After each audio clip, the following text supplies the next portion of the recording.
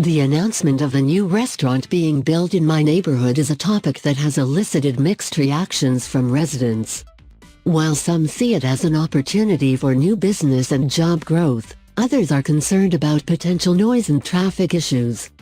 Personally, I support the plan for the new restaurant. Firstly, it will bring much-needed diversity to our food options in the area. With the addition of a new restaurant, residents will have access to a wider range of cuisines and dining experiences. This will not only make our neighborhood more attractive to potential buyers, but also improve our quality of life by providing more food choices. Secondly, the new restaurant will provide job opportunities for local residents. With the increasing number of people out of work, the restaurant could serve as a source of employment for those in need of a job. This will not only help boost the local economy, but also provide a sense of purpose and community for those who work there. Thirdly, the new restaurant will attract more visitors to our neighborhood.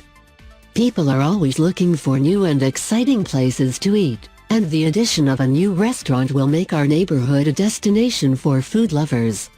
This will bring in more customers to other local businesses, providing a positive impact on the local economy. However, I understand the concerns about potential noise and traffic issues that may arise. It is important for the City Council and the restaurant owners to work together to address these potential problems before they become a reality. This can be done through proper planning and regulation of the restaurant's operating hours, soundproofing the building, and creating a manageable parking plan. In conclusion, I support the plan to build a new restaurant in my neighborhood. The benefits it brings to the community, such as increased food options, job opportunities, and economic growth, outweigh the potential drawbacks. By working together, the City Council, the restaurant owners, and the community can ensure that the new restaurant is a success.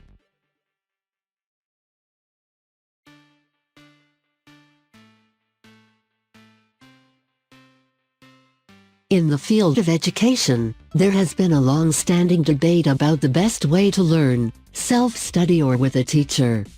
Some believe that they can learn better on their own, while others argue that having a teacher is the best approach. As a language model, I don't have personal preferences, but I can provide reasons and arguments for both sides. Self-study has several advantages. Firstly, individuals who learn by themselves can work at their own pace. They can go over material as many times as they need to in order to understand it fully, without feeling the pressure of keeping up with the pace of a class. Additionally, self-study can be flexible in terms of time and location. People can choose to study whenever and wherever they like, whether it be early in the morning or late at night. Moreover, self-study provides students with a sense of independence and self-reliance. It gives them the opportunity to take ownership of their education and feel a sense of accomplishment from their own efforts. Furthermore, with the rise of technology, self-study has become even more accessible, as people can access a wealth of educational resources online, including videos, articles, and interactive tools. On the other hand, having a teacher has its own benefits. A teacher can provide students with personalized feedback and guidance, helping them to identify their strengths and weaknesses and to focus on areas that need improvement. Additionally, a teacher can provide a structure for learning and help students to stay on track and reach their goals. Moreover, teachers can provide a sense of community and support, which can be especially important for students who are struggling. By working with a teacher, students can receive encouragement and motivation, and they can also learn from the experiences of others in the class. Furthermore, teachers can bring a wealth of knowledge and expertise to the classroom, providing students with a deeper understanding of the subject matter. In conclusion, both self-study and learning with a teacher have their advantages and disadvantages. The approach that is best for a particular individual depends on a number of factors, including their learning style, their goals, and the resources available to them. Ultimately, the most important factor is for the individual to choose an approach that works best for them and enables them to achieve their learning objectives.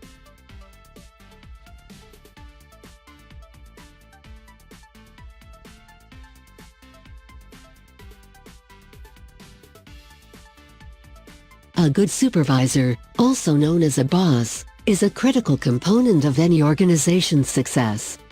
A supervisor sets the tone for the workplace, sets expectations for employees, and helps to ensure that work is done efficiently and effectively. As such, it is important for supervisors to possess certain qualities that allow them to be effective leaders.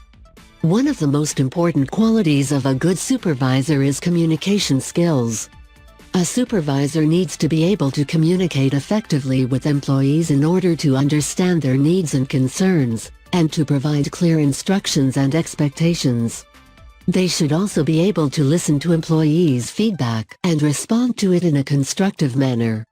Communication is important because it helps to build trust and create a positive work environment. Another important quality is the ability to delegate tasks effectively. A good supervisor knows how to distribute tasks among employees in a way that utilizes their strengths and helps them to develop new skills. This helps to ensure that the work is done efficiently and effectively, and also helps employees to grow and develop professionally. A good supervisor should also be able to provide support and guidance to employees as needed, to help them complete tasks successfully. In addition, a good supervisor should have good decision-making skills. They should be able to analyze situations and make sound decisions that benefit the organization. They should also be able to make decisions in a timely manner and should not be afraid to take responsibility for their actions. This helps to create a sense of trust and respect among employees, who know that their supervisor is capable of making decisions that will benefit the organization. Finally, a good supervisor should have strong leadership skills. They should be able to motivate and inspire employees to achieve their goals, and to work together as a team. They should also be able to provide guidance and support to employees, and to create a positive work environment that is focused on collaboration and teamwork. In conclusion, a good supervisor should possess strong communication skills, the ability to delegate tasks effectively, good decision-making skills, and strong leadership skills. These qualities are important because they help to create a positive work environment, to ensure that work is done efficiently and effectively, and to support the growth and development of employees. A good supervisor is critical to the success of any organization, and these qualities can help to ensure that they are effective leaders.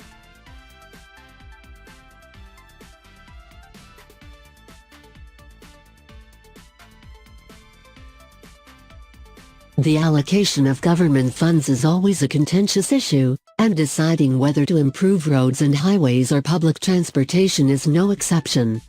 Both options have their own advantages and disadvantages, and the answer to this question depends on the specific needs and priorities of the community in question.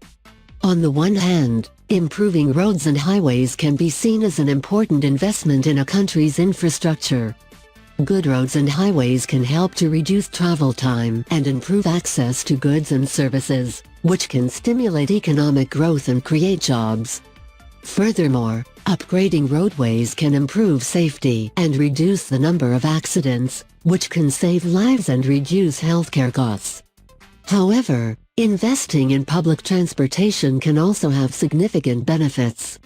Improving public transportation can make it easier for people to travel to work, school, and other destinations, reducing traffic congestion and air pollution.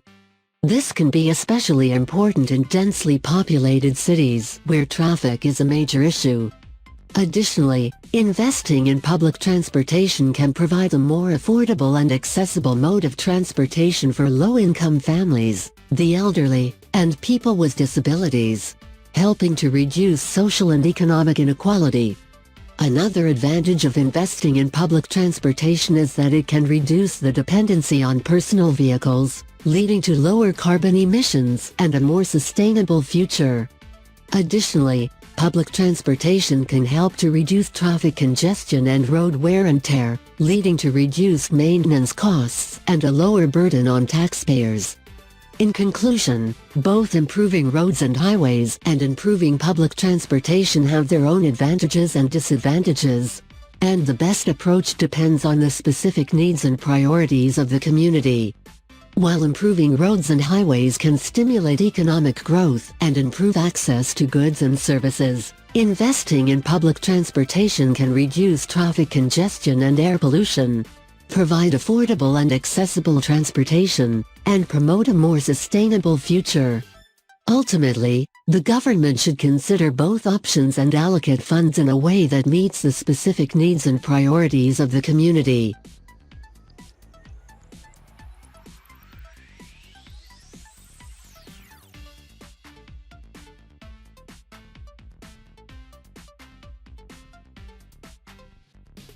The debate on whether it is better for children to grow up in the countryside or in a big city is a complex one, with arguments on both sides. Some people believe that growing up in the countryside is the better option, while others believe that growing up in a big city is the way to go. On the one hand, growing up in the countryside has many benefits. Children who grow up in rural areas are often surrounded by greenery, open spaces, and fresh air, which can be good for their physical and mental health. They can also learn valuable life skills such as self-sufficiency and resilience, as they are often more independent and self-reliant than their urban counterparts. Furthermore, the slower pace of life in the countryside can allow children to develop a closer connection to nature and to appreciate the beauty of the world around them. However, growing up in a big city also has its advantages. Children who grow up in cities have access to a wider range of cultural and educational opportunities, such as museums, theaters, and universities. They can also learn about different cultures and ways of life, which can broaden their horizons and foster a more global perspective. Additionally, cities often have a more diverse economy, which can provide more job opportunities for young people and help them to start their careers. Another advantage of growing up in a big city is that children are exposed to more technology and innovation, which can help them to develop valuable skills and knowledge.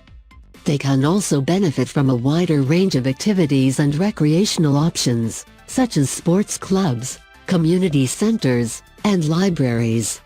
Furthermore, growing up in a city can help children to develop important social skills, as they are exposed to a more diverse range of people and experiences. In conclusion, both growing up in the countryside and growing up in a big city have their own advantages and disadvantages.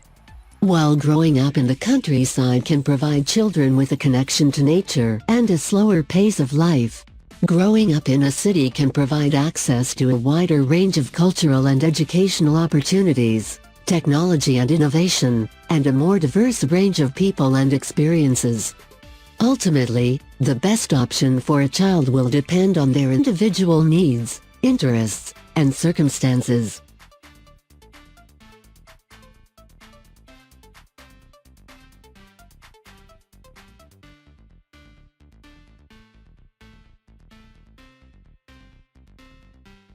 It is a well-known fact that people are living longer today than in the past.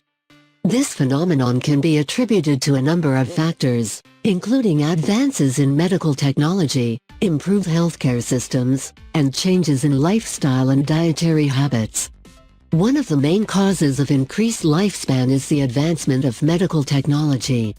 The development of new drugs, treatments, and medical procedures has allowed healthcare professionals to tackle many of the diseases and conditions that used to shorten people's lives. For example, the discovery of antibiotics has made it possible to treat and prevent a wide range of bacterial infections, while advances in cancer research have led to more effective treatments and improved survival rates. Another factor contributing to increased lifespan is the improvement of healthcare systems. In many countries, governments have made significant investments in healthcare infrastructure and staffing, leading to better access to care and more comprehensive treatment. For example, many countries have implemented universal healthcare systems, which provide access to medical care for all citizens regardless of their financial status. Additionally, healthcare professionals are now better trained and equipped to diagnose and treat a wide range of health problems, leading to better health outcomes for patients. In addition to medical technology and healthcare systems, lifestyle and dietary habits also play a significant role in increased lifespan. People today are generally more aware of the importance of healthy living and are taking steps to improve their health and well-being. This includes eating a healthy diet, getting regular exercise, avoiding risky behaviors such as smoking and excessive alcohol consumption, and managing stress. By making these lifestyle changes, people can reduce their risk of developing chronic health conditions and improve their chances of living a long and healthy life. Finally, advancements in technology and increased access to information have allowed people to be more informed about health and wellness, enabling them to make more informed choices about their health and well-being. For example, people can now use the internet to research health conditions, find information about treatments, and connect with others who are experiencing similar health problems. This information can help them to make better decisions about their health and improve their chances of living a long and healthy life. In conclusion, people are living longer today than in the past due to a combination of factors, including advances in medical technology, improved healthcare systems, and changes in lifestyle and dietary habits. By understanding these causes, people can take steps to improve their health and well-being and enjoy a longer, healthy.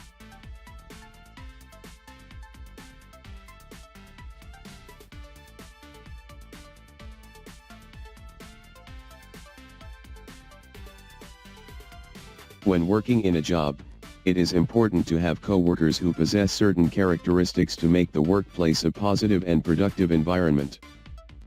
In my opinion, some of the most important characteristics of a coworker include dependability, communication skills, and a positive attitude. Dependability is a crucial characteristic in a coworker because it ensures that tasks and responsibilities are being taken care of efficiently and effectively. This can be especially important in fast-paced work environments where deadlines must be met and projects completed on time. A dependable coworker can be relied upon to complete their tasks thoroughly and on time, which helps the team to meet its goals and avoid any unnecessary stress or frustration. Effective communication is also a critical characteristic of a good coworker.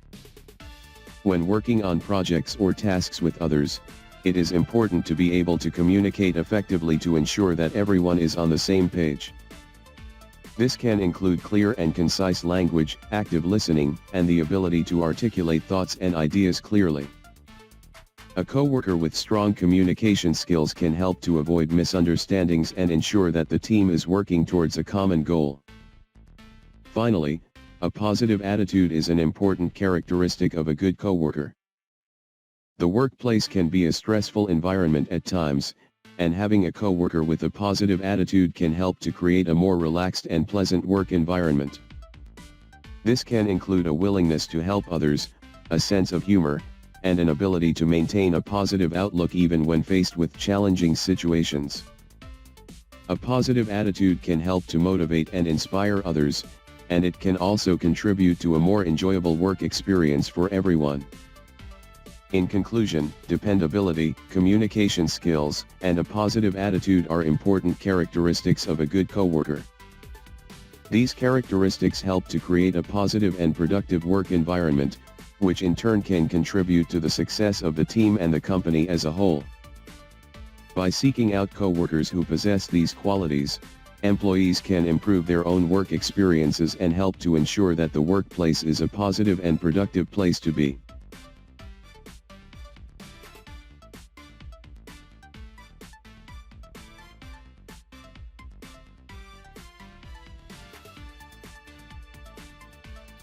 The idea of teenagers having jobs while they are still students is a topic that generates a lot of debate and opinions.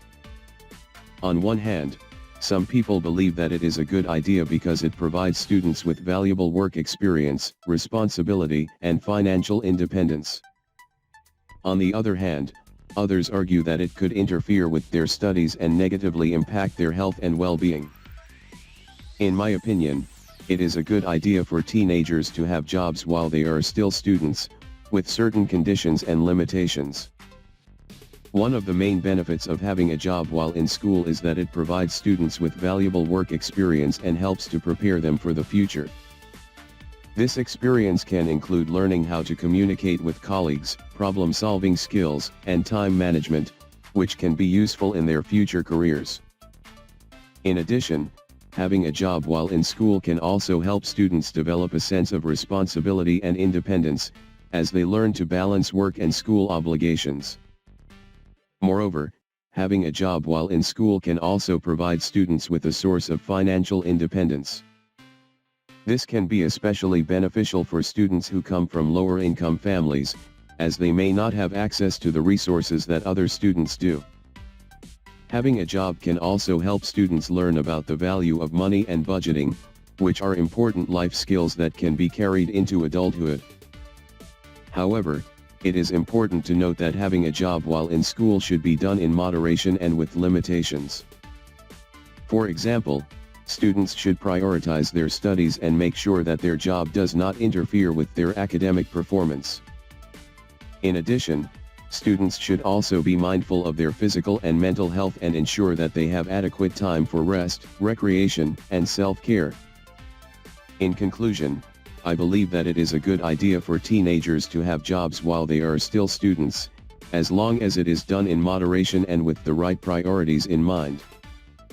By having a job, students can gain valuable work experience, responsibility, and financial independence, which can help to prepare them for their future careers and personal lives.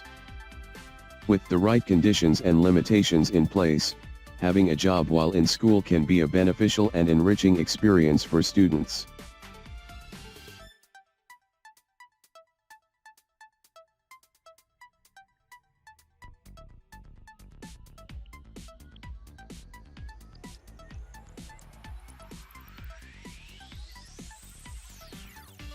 The thought of someone moving to my town or city is exciting, as it gives me the opportunity to share my hometown with someone new. However, it is also important to consider both the positive and negative aspects of living in my town or city, so that the person can make an informed decision. In my opinion, there are several things that the person would like and dislike about living in my town or city. One of the things that the person would likely enjoy about living in my town or city is the friendly and tight-knit community.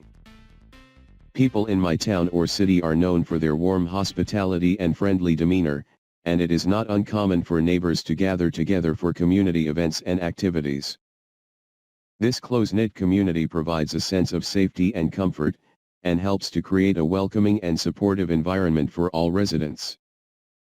Another thing that the person would likely appreciate about living in my town or city is the quality of life. This includes access to well-maintained parks and open spaces, as well as excellent schools and healthcare facilities. In addition, there are also numerous shopping, dining, and entertainment options, which provide plenty of opportunities for leisure and recreation. However, there are also some aspects of living in my town or city that the person may not enjoy. For example, traffic congestion and parking difficulties can be a challenge, especially during peak hours. In addition, the cost of living in my town or city may also be higher compared to other locations, which can be a challenge for some people. In conclusion, there are several things that the person would like and dislike about living in my town or city. From the friendly and tight-knit community to the quality of life and access to amenities, there are many positive aspects of living here. However, there are also challenges such as traffic and parking difficulties, and the high cost of living. Overall, I believe that the person would find that living in my town or city is a rewarding and enriching experience, with a great balance of positives and negatives.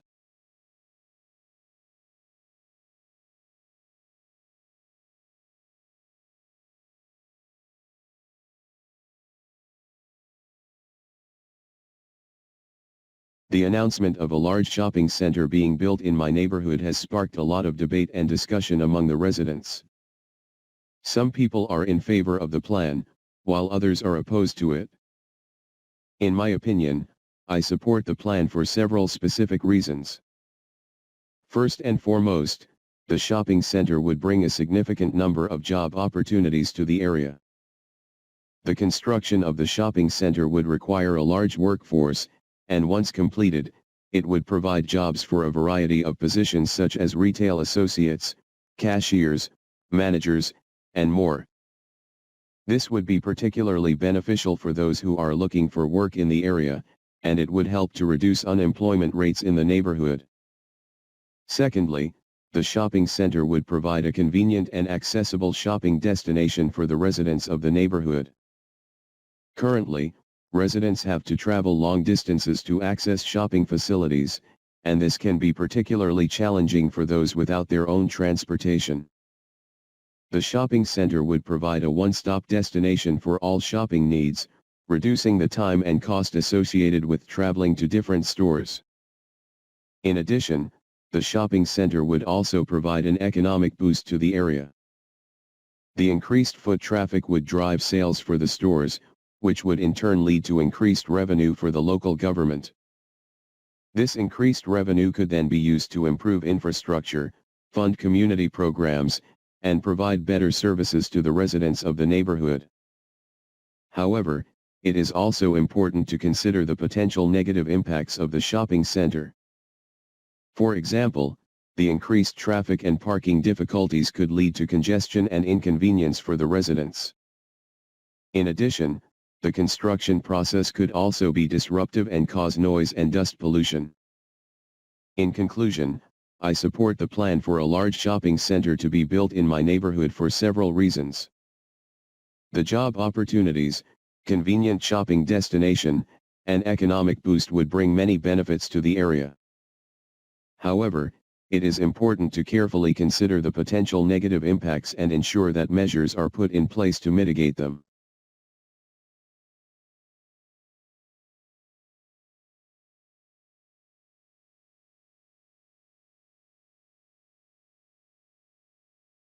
The announcement of a new movie theater being built in my neighborhood has sparked a lot of debate and discussion among the residents.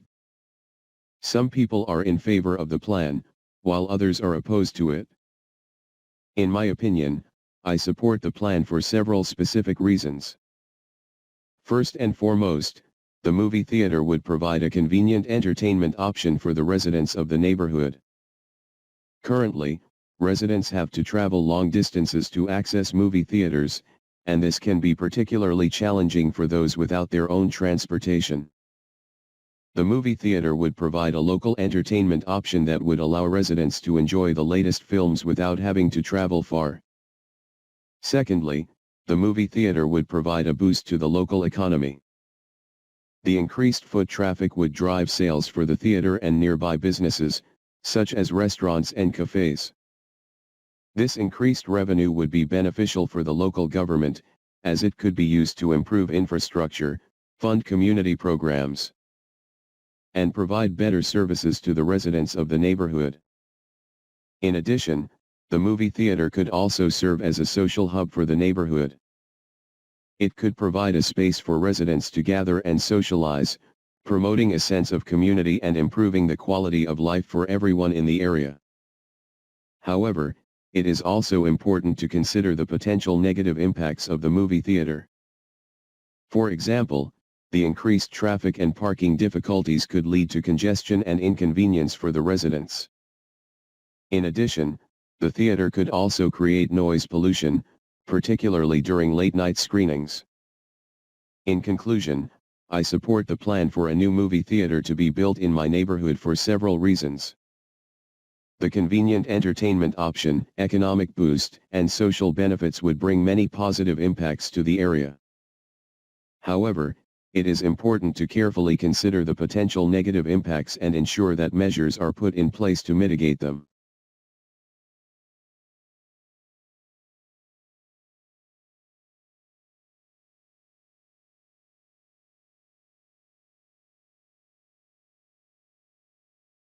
The statement that people should sometimes do things they do not enjoy doing is a topic of much debate and discussion. In my opinion, I agree with this statement for several reasons. Firstly, doing things that we do not enjoy can help us grow and develop as individuals. For example, taking on a challenging task or learning a new skill can help us expand our abilities and improve our confidence. These experiences can also help us become more well-rounded individuals, as we are exposed to new perspectives and ideas. Secondly, doing things that we do not enjoy can be beneficial for our careers. For example, taking on a difficult project or working with a difficult colleague can help us develop our problem-solving skills, teamwork abilities, and leadership potential.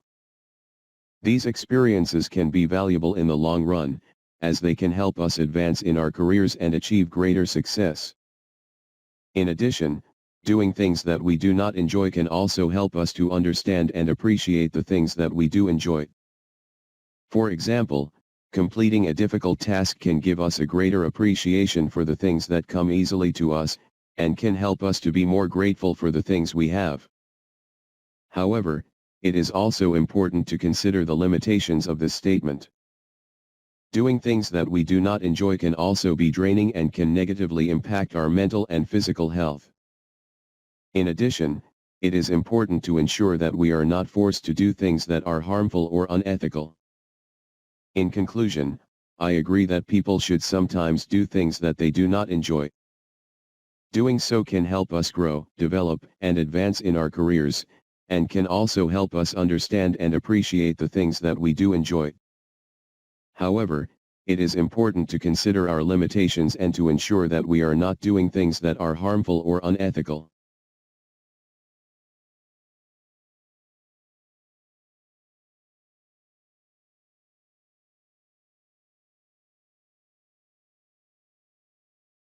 The statement that the media pays too much attention to the personal lives of famous people, such as public figures and celebrities, is a subject of much controversy and discussion. In my opinion, I agree with this statement for several reasons.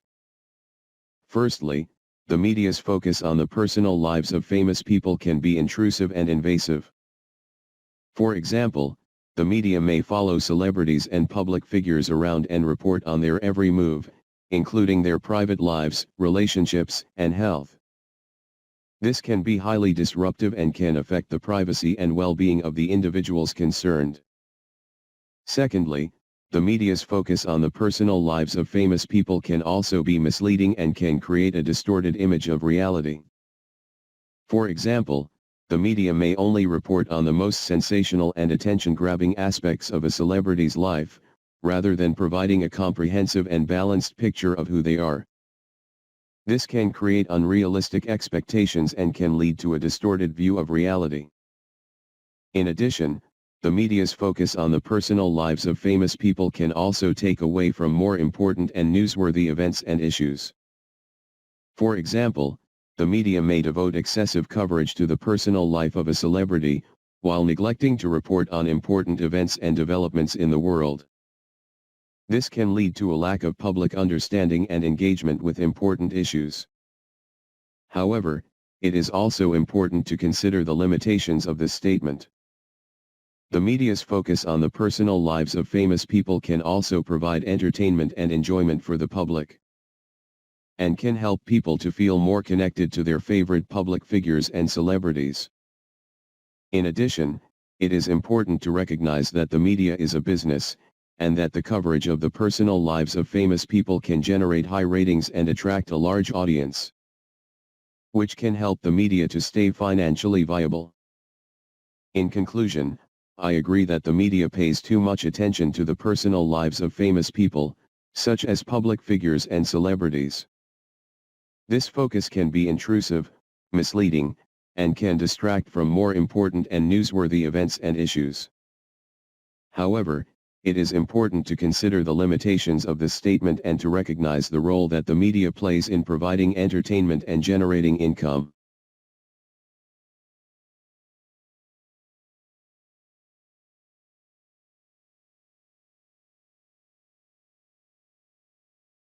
In today's world, there is a growing debate about the impact of human activity on the Earth.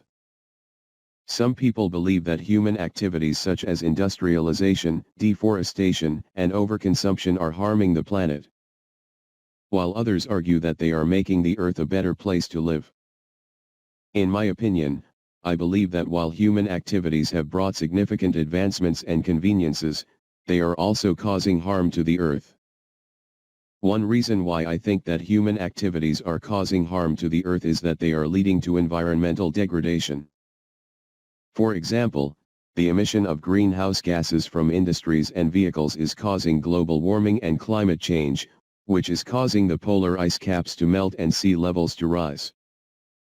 This will lead to severe consequences such as increased frequency of natural disasters and displacement of communities. Another reason why I believe that human activities are causing harm to the Earth is the loss of biodiversity. Human activities such as deforestation and land development are destroying habitats of many species, leading to the extinction of many species. This loss of biodiversity is a threat not only to wildlife but also to human survival, as we rely on a diverse range of species for food, medicine, and other resources.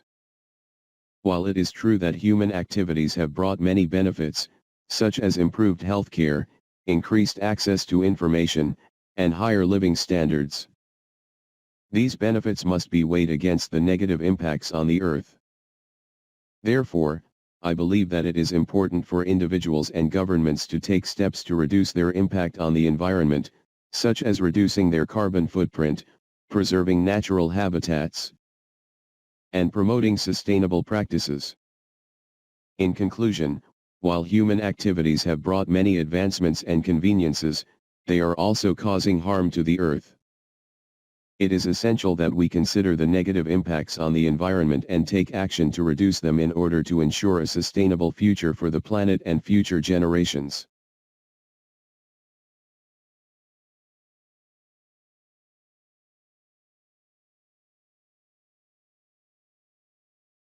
The topic of building a new high school in the community has sparked a lot of discussion and debate. On one hand, there are those who support the plan, while on the other hand, there are those who oppose it. In my opinion, I support the plan of building a new high school in the community. One of the main reasons for my support is the increase in student population. The current high school in the community is overcrowded and does not have enough resources and facilities to cater to the needs of all students.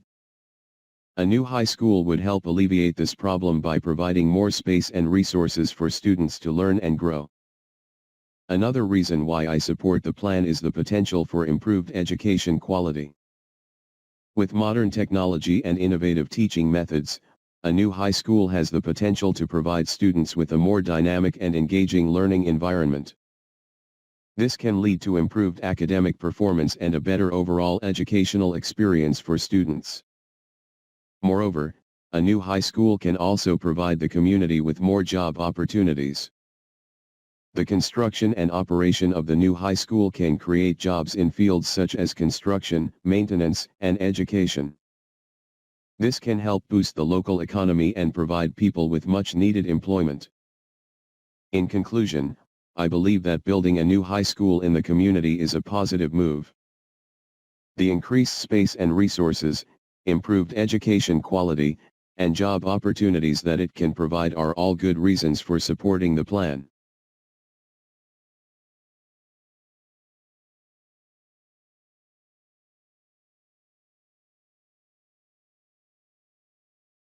In today's rapidly changing world, there are two main approaches to living one's life in terms of place: staying in one place and moving in search of a better one. Both approaches have their own unique advantages and disadvantages, and the choice between them ultimately depends on one's personal preferences and values. On one hand, staying in one place has the advantage of providing stability and a sense of belonging. For example, a person who has lived in the same town or city for their entire life is likely to have established deep roots in the community. They may have close relationships with friends and family, and they are likely to be familiar with the local culture and traditions. This can create a sense of comfort and security, which is important for many people. Furthermore, staying in one place can also be a way to build a long-term career and accumulate wealth over time. On the other hand, moving in search of a better place offers a number of exciting opportunities. For example, moving to a new place can provide the chance to start fresh and experience new things. This can be especially appealing for people who are looking for new challenges and opportunities for personal and professional growth. In addition, moving to a new place can also provide access to better job opportunities, a more favorable climate, or a higher quality of life. For example, someone who moves from a small town to a large city may have access to a much wider range of job opportunities and cultural experiences. In conclusion, the decision between staying in one place and moving in search of a better one ultimately depends on one's personal preferences and values. Some people prefer the stability and sense of belonging that comes with staying in one place, while others prefer the excitement and opportunities that come with moving to a new place. Both approaches have their own unique advantages and disadvantages, and it is up to each individual to weigh these factors and make the best choice for themselves.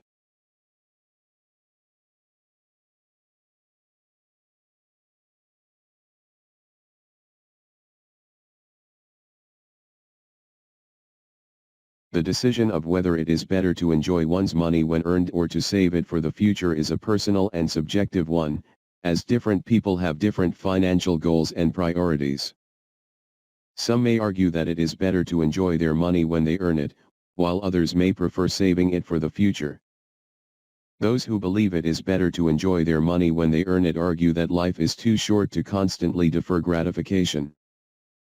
They believe that it is important to enjoy the fruits of one's labor and to use their money to experience new things, travel, and pursue their hobbies and interests. This can increase one's happiness and overall satisfaction with life, and also help one avoid regrets about not having spent their money when they had the chance. On the other hand, those who believe it is better to save their money for the future argue that it is essential to prepare for the unexpected and to secure their financial future. Saving money for the future can help one achieve long-term financial goals, such as buying a house, paying for a child's education, or retiring comfortably. Additionally, having a savings cushion can provide peace of mind in the face of unexpected expenses or emergencies. In conclusion, whether it is better to enjoy one's money when they earn it or save it for the future depends on one's personal financial goals and priorities. Both perspectives have valid arguments, and it is important to strike a balance between enjoying the present and preparing for the future. Ultimately, the best approach is to find a balance that works for the individual and enables them to enjoy the present while also saving for the future.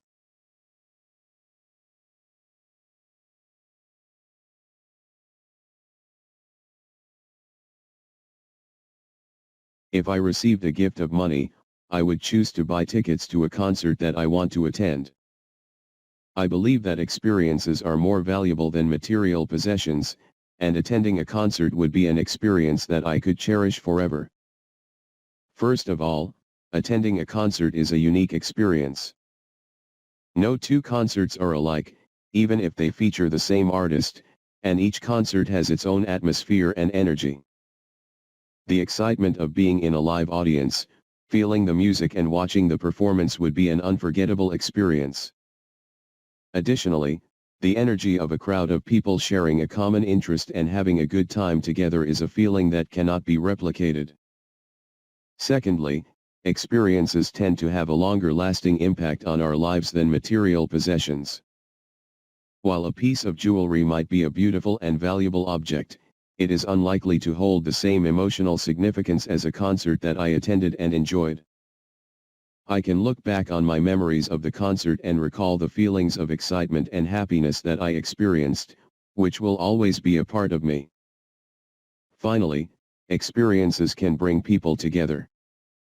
If I attend a concert with friends or family, we will have the opportunity to bond over our shared love of music and create new memories together. This can help to strengthen our relationships and bring us closer together, which is something that a piece of jewelry cannot do. In conclusion, while a piece of jewelry is a nice and valuable object, I would choose to buy tickets to a concert. The experience of attending a concert would be more meaningful, have a longer lasting impact on my life, and bring people together.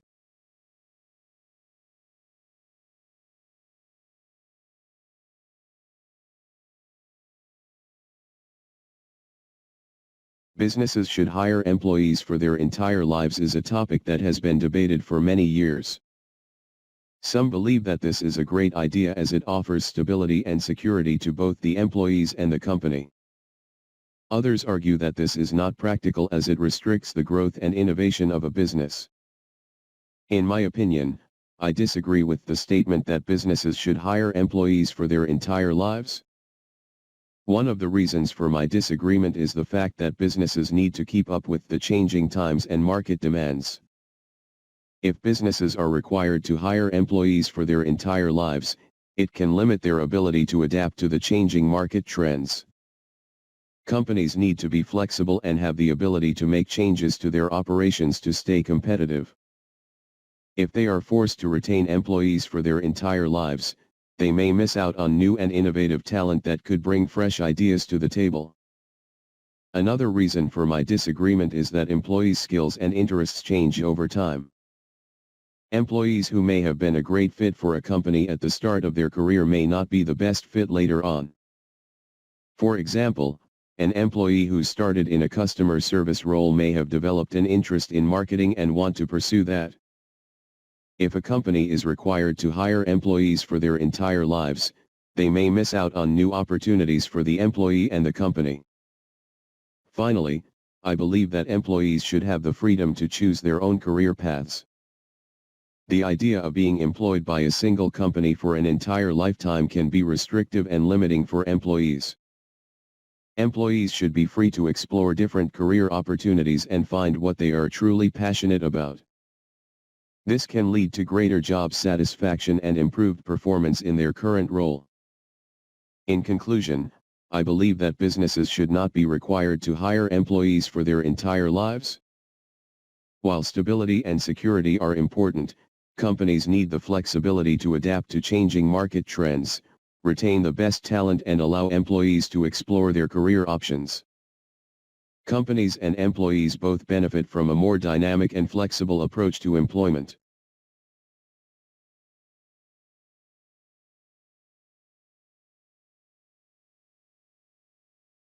In my opinion, attending a live performance is indeed more enjoyable than watching the same event on television. Live performances have a unique energy and atmosphere that cannot be replicated through a screen. There are several reasons why this is the case. First and foremost, live performances provide a sense of immediacy and unpredictability that television simply cannot match. For example, if you attend a live concert, you can feel the energy of the crowd, see the musicians' expressions, and be a part of the excitement as it unfolds in real time. There is a sense of unpredictability and excitement that comes with live events, as anything can happen at any moment. This is not possible when watching the same event on television, as the experience is pre-recorded and lacks the same level of spontaneity. Additionally, attending a live performance is a social experience that television cannot match.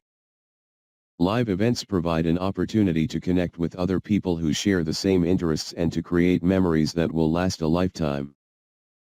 For example, if you attend a play with your friends, you can enjoy the performance together, discuss the actors' performances, and create lasting memories. Television simply cannot provide the same level of social interaction and shared experience. Finally, attending live performances allows for a more immersive experience. For instance, if you attend a sporting event, you can see the athletes up close and personal, feel the energy of the crowd, and be a part of the excitement. This is a much more immersive experience than watching the same event on television, as the live atmosphere enhances the overall experience. In conclusion, I believe that attending a live performance is more enjoyable than watching the same event on television. Live performances provide a sense of immediacy, unpredictability, social interaction, and immersion that television simply cannot match. For these reasons, I would always choose to attend a live performance over watching it on television.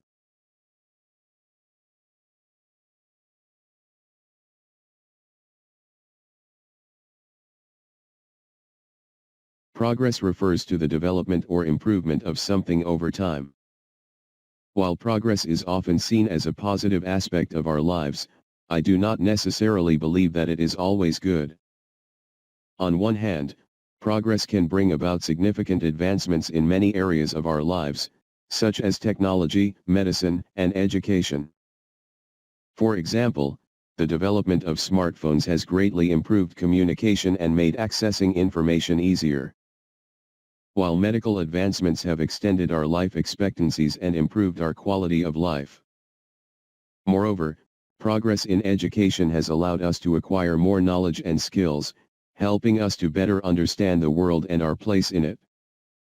However, on the other hand, progress can also have negative consequences.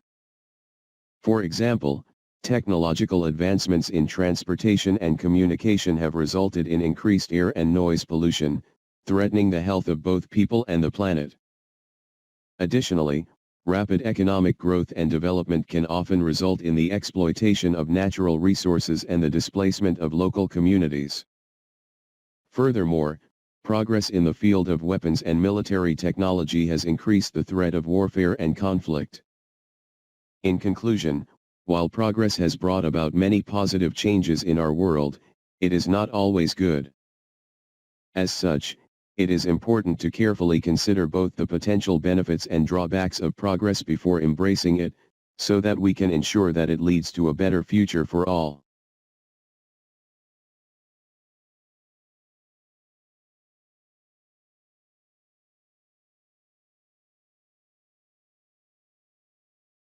Learning about the past has been a topic of debate for many years. Some people argue that it is of no value to those of us living in the present, while others believe that it is essential. I disagree with the former perspective and believe that learning about the past has great value for us today. First of all, studying history helps us understand our roots and cultural heritage. By learning about our ancestors, we can gain a deeper appreciation for where we come from and the values that have been passed down to us. This understanding can help us better connect with our own identity and feel a sense of belonging to our communities. Secondly, the lessons of the past can inform and shape our present and future. The study of history can teach us about the successes and failures of previous generations and help us avoid making the same mistakes. For example, learning about the causes of major wars and conflicts can help us understand the dangers of political and ethnic tensions and encourage us to work towards peace and cooperation. Additionally, understanding historical events can also inspire us to strive for positive change in the world today. Thirdly, history is a valuable tool for gaining critical thinking skills. By analyzing past events and individuals, we can develop our ability to think critically and make informed decisions. This can help us make better decisions in our personal and professional lives, and also contribute to the betterment of society. In conclusion, while some may argue that learning about the past has no value for those of us living in the present, I strongly disagree. Understanding our roots and cultural heritage, the lessons of the past, and the development of critical thinking skills are all valuable outcomes that come from studying history. In my opinion, neglecting the study of history would result in a limited understanding of our world and would hinder our ability to create a better future.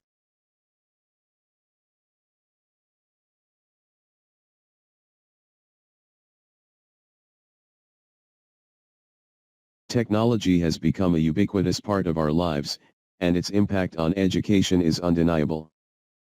The statement "with the help of technology, students nowadays can learn more information and learn it more quickly" elicits a mixed response from people. While some argue that technology has revolutionized the way students learn, others argue that it has had a negative impact on education. In my opinion, technology has had a profound impact on education and has enabled students to learn more information and learn it more quickly. One of the most significant advantages of technology in education is the availability of vast amounts of information. With the internet, students have access to a wealth of information that would have been difficult or impossible to obtain otherwise. The internet is a vast library that is constantly updated, providing students with the latest information on a particular subject. For example, if a student is researching a topic such as the human body, they can access multimedia resources, including videos, images, and interactive simulations, which can make the learning experience more engaging and effective. Another advantage of technology is the ability to learn at one's own pace. Online courses, for example, allow students to work through the material at their own speed and on their own schedule. This flexibility can be especially beneficial for students who have other commitments or those who are unable to attend traditional classes. Additionally, online courses often provide students with the opportunity to revisit the material as many times as they need, helping them to solidify their understanding of the subject matter. In conclusion, technology has had a profound impact on education and has enabled students to learn more information and learn it more quickly. With the availability of vast amounts of information and the ability to learn at one's own pace, students can tailor their learning experience to their specific needs and interests. While technology has its drawbacks, such as the potential for distractions and the risk of becoming too reliant on technology, the advantages far outweigh the disadvantages. And I believe that technology has greatly enhanced the educational experience for students.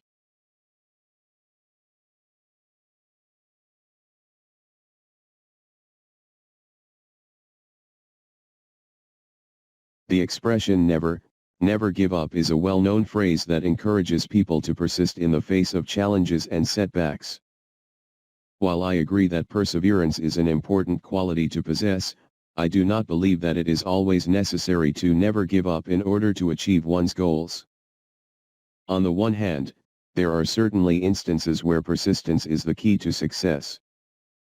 For example, famous inventors like Thomas Edison and famous athletes like Michael Jordan both experienced numerous failures before finally reaching their goals. However, they did not give up and their persistence eventually paid off. In such cases, the ability to keep trying and not give up is essential to achieving success. On the other hand, there are also times when giving up is the best course of action. For instance, if someone has been trying to reach a certain goal for an extended period of time without success, it may be time to reassess the situation and consider alternative strategies. In some cases, it may even be necessary to completely abandon the original goal and set a new one. In conclusion, while persistence and determination are important qualities to have, blindly following the expression never give up without considering the situation may not always be the best approach. It is important to strike a balance between persevering and knowing when it is time to adjust one's strategies or goals.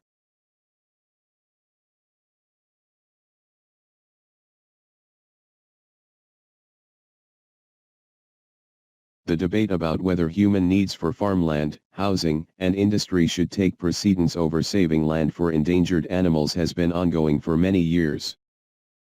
While some argue that human needs are more important, I firmly believe that saving land for endangered animals is equally, if not more, important. To begin with, preserving land for endangered animals is crucial in maintaining the balance of nature. Endangered species play a vital role in their ecosystem and contribute to the overall health of the environment. For example, if we lose the pollinators such as bees, the entire food chain will be severely impacted, and this will have a cascading effect on humans. By saving land for endangered species, we are also preserving our own future and the future of generations to come. Additionally, preserving land for endangered animals also has economic benefits. Ecotourism, for instance, is a thriving industry that generates billions of dollars in revenue each year. By preserving land for animals, we are creating opportunities for people to learn about and appreciate the natural world, which can also lead to an increase in environmental awareness and conservation efforts. On the other hand, human needs for farmland, housing, and industry are also important. However, this does not necessarily mean that these needs should take precedence over saving land for endangered animals. There are alternative solutions that can meet our needs without destroying valuable habitats. For instance, better urban planning can address the need for housing, while renewable energy sources can reduce the demand for farmland and industry. In conclusion, while human needs for farmland, housing, and industry are important, preserving land for endangered animals is equally, if not more, crucial. By saving land for endangered species, we are not only preserving the balance of nature, but also contributing to the economic well-being of our communities and future generations.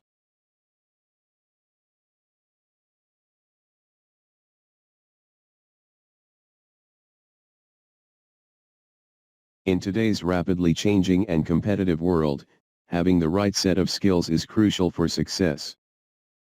Of the many skills one can learn, I believe that communication is the most important.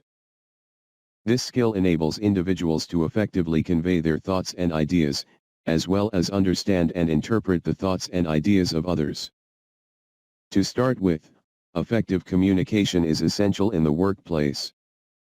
Whether it is working in a team or communicating with clients, being able to articulate your thoughts and ideas clearly and concisely is crucial for success. For example, if a team member is unable to effectively communicate the progress of a project, it can lead to miscommunication and mistakes, resulting in missed deadlines and disappointed clients. On the other hand, if the team member is able to communicate effectively, they can ensure that everyone is on the same page and that the project is completed on time and to a high standard. In addition to its importance in the workplace, effective communication is also crucial in personal relationships. Good communication skills help individuals to build strong and healthy relationships with friends, family, and romantic partners. For example, if a person is unable to effectively communicate their feelings and needs, it can lead to misunderstandings and conflicts in relationships. On the other hand, if the person is able to communicate effectively, they can ensure that their relationships are built on trust, understanding, and mutual respect.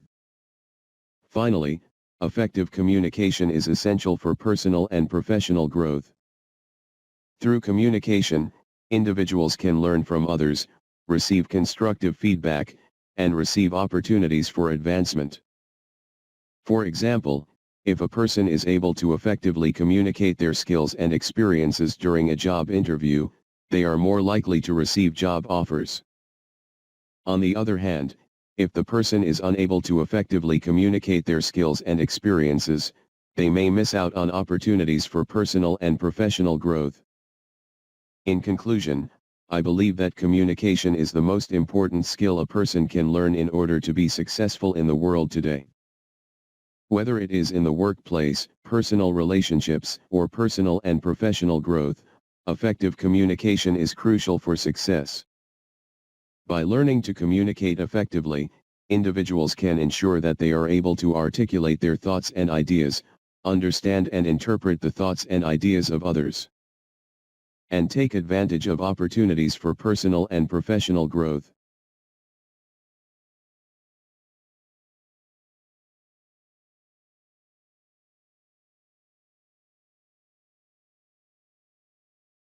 Dangerous sports and activities can be a source of thrill and excitement for some people.